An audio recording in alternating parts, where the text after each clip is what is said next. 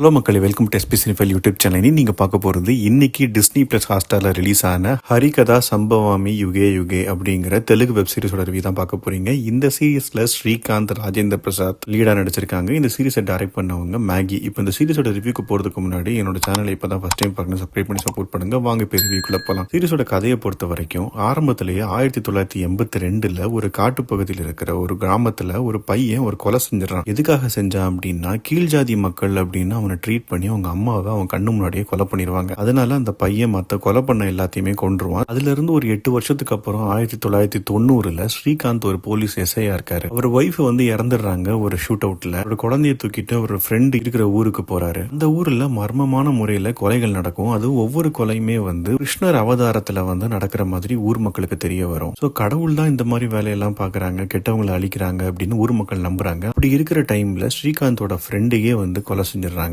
So அந்த ஃப்ரெண்டை கொலை செஞ்சது யாரு அப்படின்னு கண்டுபிடிக்க போகும்போது தான் ஸ்ரீகாந்துக்கு பல உண்மைகள் தெரிய வரும். இந்த கொலை எல்லாம் எதுக்காக நடக்குது, யாரு பண்ணாங்க, ராஜேந்திர பிரசாத்துக்கும் அந்த ஊர் மக்களுக்கும் இந்த கொலைக்கும் என்ன சம்பந்தம், இதெல்லாம் பாக்குறது தான் இந்த சீரிஸோட மிச்ச கதை. இது ஒரு கிரைம் த்ரில்லர் ஜானர். இப்ப இந்த சீரிஸோட பாசிட்டிவ்ஸ் நெகட்டிவ்ஸ் பார்க்கலாம். முதல் பாசிட்டிவா தோன்றது, இந்த சீரியஸ்ல கதை பழசா இருந்தாலும் ஒரு ப்ராப்பரான ஒரு ஸ்ட்ரக்சர் இருக்குது. அதாவது எப்படி நடக்குது, எதனால நடக்குது, யாரு பண்ணாங்க, அதுக்கு ஒரு பேக் ஸ்டோரி என்ன அப்படிங்கிற மாதிரி ப்ராப்பரா ஒரு ஸ்டார்ட் டு எண்ட் கொடுத்திருக்காங்க. அந்த யாரு பண்ணிருப்பாங்க அப்படிங்கிற ஒரு சஸ்பென்ஸ் ஃபேக்டரும் நல்லாவே மெயின்டைன் பண்ணியிருந்தாங்க. ராஜேந்திர பிரசாத்தோட பெர்ஃபார்மன்ஸ் வழக்கம் போல சூப்பராகவே இருந்தது. சப்போர்ட்டிங் கேரக்டர்ல ஸ்ரீகாந்தும் நல்லாவே பண்ணியிருக்காரு அவர் பார்ட்ட. இந்த சீரியஸ்ல நிறைய சிஜி ஒர்க் இருக்கு, அதுவும் ஓரளவுக்கு டீசென்டா இருக்குது. இதெல்லாம் தான் இந்த சீரிஸோட பாசிட்டிவ்ஸ். இப்போ நெகட்டிவ் செட் பார்க்கலன்னா முதல் நெகட்டிவா தோன்றது, இந்த சீரிஸ்ல நிறைய வயலண்டான சீன்ஸ் எல்லாமே இருக்குது. ஸோ பிளட் ஷெட் ரொம்ப ஜாஸ்தியா இருக்கும். அதனால ஃபேமிலி குழந்தைகளோட நீங்க பார்க்கும்போது கொஞ்சம் கேர்ஃபுல்லா பாருங்க. அதே மாதிரி இந்த பிளாஷ்பேக் போர்ஷன் கொஞ்சம் லெங்தாவே எடுத்திருக்காங்க. ஸோ அது இன்னும் ட்ரிம் பண்ணியிருந்தாங்கன்னா இந்த டியூரேஷனும் கம்மியா இருக்கும். நிறைய நம்ப முடியாத சீன்ஸ் எல்லாமே இருக்கும்.